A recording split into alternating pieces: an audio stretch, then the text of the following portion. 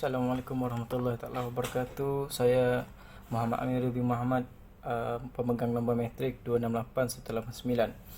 Hari ini saya akan membentangkan tugasan perkumpulan kita orang berkenaan perhubungan awam, yang mana perhubungan awam ini merupakan hubungan perniagaan yang berunsur pujukan di mana sesebuah organisasi atau syarikat ataupun individu cuba meyakinkan penonton atau masyarakat yang berada di dalam atau luar bandar dan mereka yang berada di luar ruang pengaruh biasa untuk mempromosikan idea, mempromosikan produk, mencari penyokong atau mengenali pencapaian sesebuah organisasi syarikat. Jadi perhubungan awam adalah proses komunikasi strategik yang membina hubungan yang saling menguntungkan antara organisasi dan masyarakat, yang mana individu atau kumpulan yang bekerja dalam perhubungan awam mencipta naratif untuk memajukan agenda atau strategik mereka.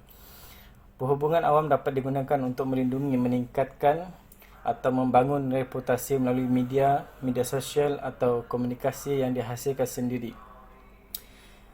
Pakar perhubungan awam adalah pembentuk imej. Tugas mereka adalah untuk menghasilkan publicity positif untuk pelanggan mereka dan meningkatkan reputasi mereka. Mereka memberi informasi kepada masyarakat mengenai kegiatan yang dilakukan oleh agensi yang terlibat, menjelaskan tujuan dan fungsi mereka serta menguruskan kempen politik. Di sini saya ingin menyenaraikan beberapa alat perhubungan awam yang merangkumi beberapa perkara yang berikut, seperti penulisan dalam siaran akhbar, penulisan ucapan, tulisan petikan mengenai sebuah syarikat dan hantarkan terus kepada wartawan, melaksanakan acara khas yang dirancang untuk menjangkauan yang ramai atau masyarakat dan hubungan media. Yang kelima, melakukan penyelidikan pasaran mengenai firma atau pesanan syarikat. Keenam, memperluaskan hubungan perniagaan melalui jaringan peribadi atau kehadiran dan menajak acara. Ketujuh, menulis blog untuk web, laman web dalaman atau luaran. Kelapan, krisis strategi perhubungan awam. Yang terakhir, promosi dan respon media sosial terhadap pendapat negatif dalam talian. Perhubungan awam adalah salah satu kaedah yang paling berkesan untuk membina strategi pemasaran dan mencipta reputasi dalam talian yang kukuh. Syarikat yang memanfaatkan melaburkan banyak masa dan usaha untuk terus mengikuti strategi perhubungan awam mereka dan melihat pulangan yang lebih besar dengan lebih baik. Seterusnya, saya ingin membentangkan pasal kepentingan perhubungan awam, yang mana perhubungan awam tidak lengkap tanpa pemasaran. Sebuah syarikat yang ingin meningkatkan reputasi syarikat mereka perlu mengamalkan pelbagai amalan perhubungan awam yang unik untuk menjadikan calon pelanggan baru menemui jalan mereka tepat di hadapannya. Pelanggan akan mempunyai lebih banyak pilihan untuk berhubung dengan syarikat melalui kisah perniagaan dan siaran akhbarnya. Perhubungan awam mampu menolong organisasi membuat pesanan yang tepat agar sesuai dengan pelanggan sasaran mereka dengan cara yang lebih berkesan. Seterusnya, sebilangan besar perniagaan mendapat reputasi buruk tanpa melakukan apa-apa untuk mendapatkannya, sementara perniagaan lain tidak mudah dijangkau dari pasaran yang dimasukkan dalam talian. Kaedah yang paling berkesan untuk menyelesaikan kedua-dua jenis masalah adalah melalui perhubungan awam, sokongan perhubungan awam dan kempen yang tepat untuk meningkatkan kesedaran untuk jenama atau produk sambil mengekalkan imej positif dalam kalangan pengguna. Seterusnya, dengan penggunaan perhubungan awam yang tepat dapat membantu organisasi atau syarikat pada masa kini untuk mempunyai peluang yang lebih jauh tinggi untuk menjangkau halayak yang tepat dan berkesan. Sekian, terima kasih. Sekarang kita cakap pula tentang fungsi perhubungan awam. Fungsi perhubungan awam ini dapat dirancang untuk membantu dan membina kepercayaan serta kredibiliti dengan kumpulan penting bagi organisasi. Fungsi perhubungan awam yang berkesan juga dapat mempromosikan organisasi dan membantu komunikasi semasa krisis atau mempertahankan reputasi dari serangan yang dilakukan orang di media. Antara fungsi perhubungan awam adalah perwakilan media. Yang kedua, komunikasi krisis. Yang ketiga, pembangunan dan perkembangan syarikat. Yang keempat, pengurusan media sosial. Assalamualaikum, saya Muhammad Hanis bin Muhammad Nasir, nombor matrik 267164. Hari ini saya nak terangkan bahagian misi bantuan kemanusiaan. Okey, bantuan kemanusiaan adalah bantuan material dan juga logistik kepada mereka yang memerlukanlah pertolongan. Okey, golongan yang memerlukan bantuan ni, contoh dia adalah yang kehilangan tempat tinggal, pelarian dan masa-masa bencana alam, perang dan kelaparan lah. Usaha bantuan kemanusiaan ini disediakan untuk tujuan kemanusiaan dan merangkumi bencana alam dan bencana buatan manusia lah. Contoh bencana alam ni seperti banjir ataupun banjir, ribut, apa semualah. Yang bantuan manusia, yang bencana buatan manusia ni seperti perang lah. Seperti perang contoh di Palestin berperang dengan Israel tu. So kita ada hantar bantuan-bantuan tu lah. Okey, objektif utama bantuan kemanusiaan ni adalah menyelamatkan nyawa, mengurangkan penderitaan dan menjaga maruah manusia tersebut lah. Golongan yang ni lah. Ia dapat dibezakan dari bantuan pembangunan yang berusaha mengatasi faktor-faktor sosial ekonomi yang mendasari yang mungkin menyebabkan krisis atau darurat. Okey, contoh-contoh bantuan yang biasa yang kita bagi seperti barang, kita sediakan tempat tinggal, kita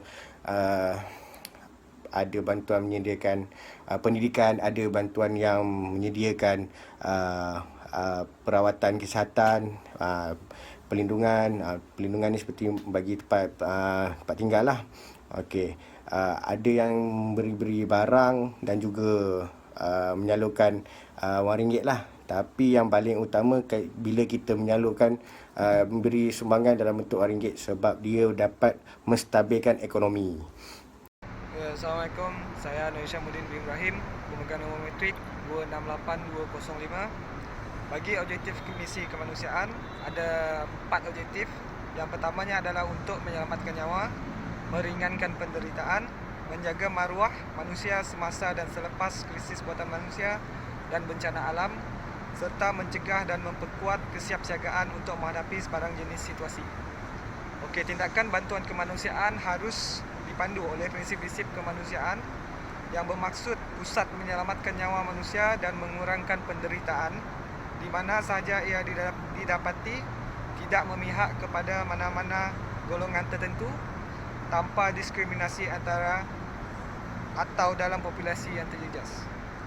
Okey, bantuan kemanusiaan tidak boleh memihak kepada mana-mana pihak dalam konflik bersenjata atau perselisihan lain di mana tindakan tersebut dilakukan dan kebebasan yang bermaksud autonomi objektif kemanusiaan dari objektif politik, ekonomi, ketenteraan atau lain-lain yang boleh dimiliki oleh mana-mana pelaku berkenaan dengan bidang-bidang di mana tindakan kemanusiaan sedang dilaksanakan.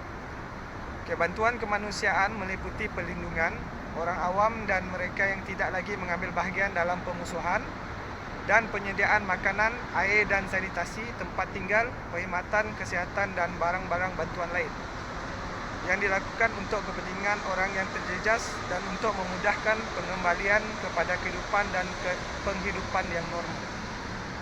Okey, bagi subtopik peraturan pertama bantuan manusia, terdapat beberapa ciri utama bantuan kemanusiaan dan membantu banyak organisasi antarabangsa yang bekerja di bidang ini untuk mempunyai definisi yang sama.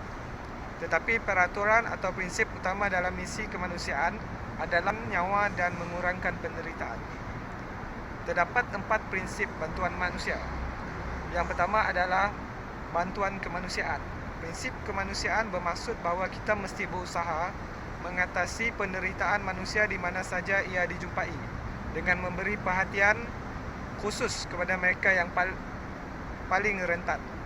Untuk keprihatinan, ini juga bermaksud bahawa di setiap negara yang beroperasi, pejabat-pejabat tempatan kita harus siap untuk menanggapi keadaan darurat dengan tepat waktu dan efektif.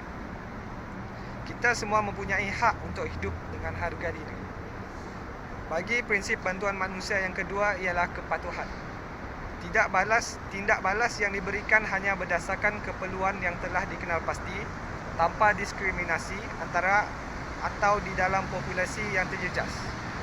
Ini adalah prinsip asas berdasarkan keperluan. Ini memerlukan kita untuk menilai kesan bencana dan merancang program untuk menyokong mereka yang terjejas. Bagi bantuan manusia yang ketiga, tidak diskriminasi. Kita mesti memastikan bahawa tindak balas kita tidak menyebelahi mana-mana pihak dalam konflik atau terlibat dalam kontroversi politik, berkauman, agama atau mana-mana ideologi. Ini mungkin yang paling mencabar dari 4 prinsip ini. Bagi prinsip yang terakhir iaitu prinsip kemerdekaan. Satu-satunya tujuan aktiviti dan bantuan kemanusiaan adalah membantu dan mencegah penderitaan akibat krisis. Ini bermaksud kita mesti bertindak balas dengan cara yang tidak dipengaruhi oleh objektif politik, ekonomi atau ketenteraan. Organisasi kemanusiaan membuat dan melaksanakan dasar yang bebas daripada dasar atau tindakan kerajaan melalui beberapa badan bukan kerajaan yang ditubuhkan di sebuah negara. Terima kasih. Kesimpulannya di sini adalah organisasi kemanusiaan perlu berkomunikasi dengan lebih telus mengenai strategi dan hasil komunikasi awam mereka sendiri. Perhatian perlu diambil dalam membuat kesimpulan mengenai dasar komunikasi awam manusia dan keberkesanannya. Ia adalah penting untuk sesebuah organisasi kemanusiaan untuk menganggap komunikasi sebagai fungsi pengurusan strategik. Hal ini sangat penting dengan latar belakang pengawasan yang semakin meningkat oleh media dan organisasi sosial lain. Walaupun demikian, organisasi kemanusiaan dapat meningkatkan ruang untuk melakukan perubahan. Terima kasih.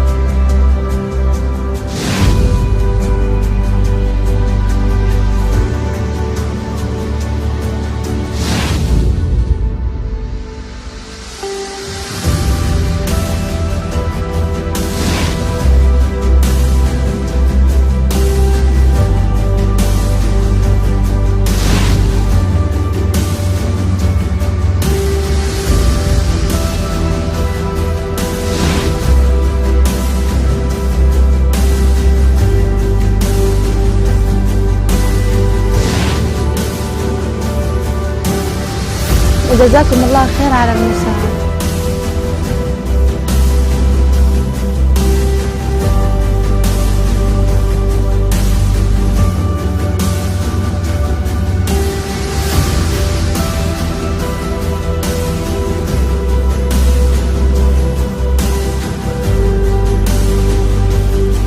بارك الله فيكم على هذه المساعدة.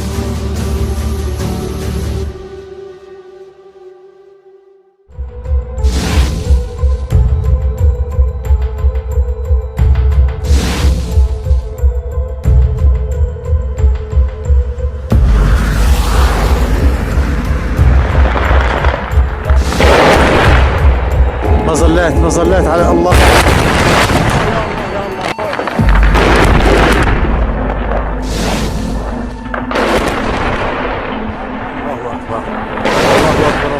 الله أكبر.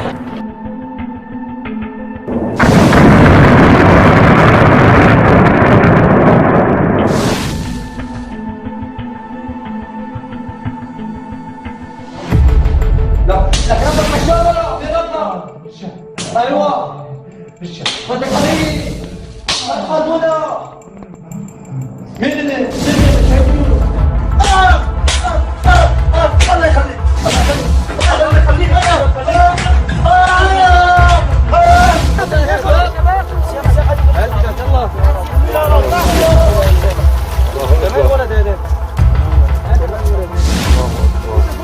عم ماشي معذب. اسحبوا له قدامه اسحبوا له قدامه يسحب غيره اسحبوا له الثاني يا شباب. تخيل والله السيخ ما هو لكم شيء هيك. حطوا شوي شوي. الله أكبر.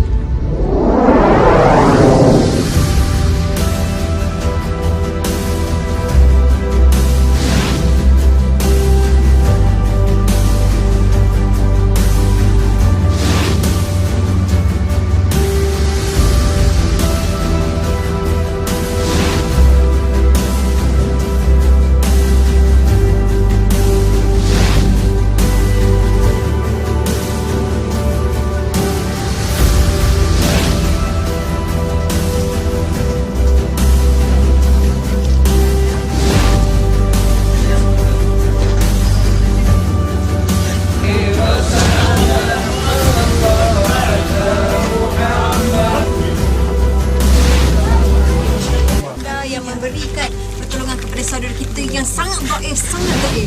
Jadi tolong, teruskan lagi memberi sumbangan, tolonglah. Kerana keadaan mereka memang takkan pernah kita jangkau. اللهم انصر اخواننا المسلمين من المجاهدين والمستضعفين في رحية ميانمار. Ya Rab, kami menyaksikan saudara-saudara kami dipakai, sementara kami tidak berdaya. Ampuni kami ya Rab, ampuni kami ya Rab. Datangkan segera pertolongan-Mu ya Rab. Hebat Nabi Zika ya Rab. Kami bisa makan, kami bisa berkumpul keluarga.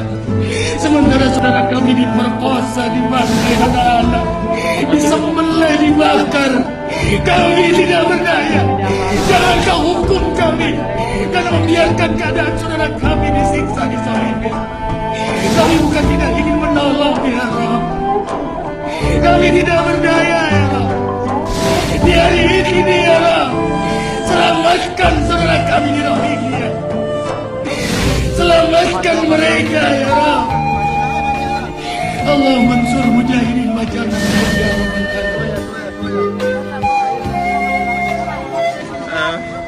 ada lebih 4 orang kanak-kanak sini, yang 8 orang belum makan daripada Ratidung baru sampai ke Teknaf. Mereka belum makan apa-apa semenjak 8 hari.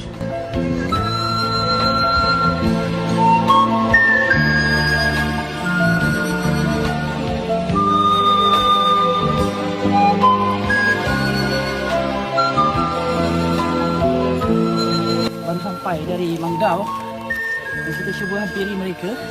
Sejak 3 jam yang lalu kita tunggu kehadiran mereka. Rakit ini dibina daripada kayu dan juga tong-tong ini untuk mengapungkan mereka. Malah apa yang menyedihkan adalah tentera Myanmar merampas pendayung mereka. Akhirnya mereka dihanyutkan ke sini. Sama saya adalah seorang gadis 14 tahun, Syifa, yang merupakan mangsa keganasan tentera Myanmar. Tidak dapat dikesan di mana ibu dan bapa serta keluarganya dikejar oleh 4 orang tentera Myanmar, lantas diperkosa beramai-ramai, dan dia melarikan diri menentasi sempadan, memasuki Bangladesh ini seminggu yang lalu. Dia dalam keadaan seorang diri.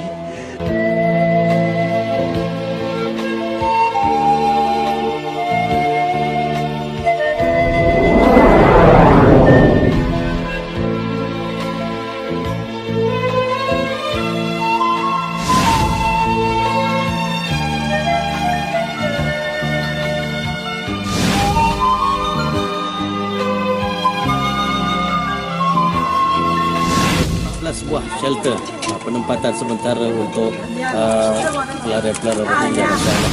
Ini di antara projek terbaru yang dijalankan oleh MAPIM yang merupakan sumbangan daripada rakyat-rakyat Singapura mewakili NGO Papa Relief dan juga Firdaus, masya-Allah. Jadi terima kasih kepada rakyat Singapura yang begitu prihatin dengan apa orang kata permasalahan umat Islam, masya-Allah. Semoga umat Islam di Malaysia juga dapat mencontohi.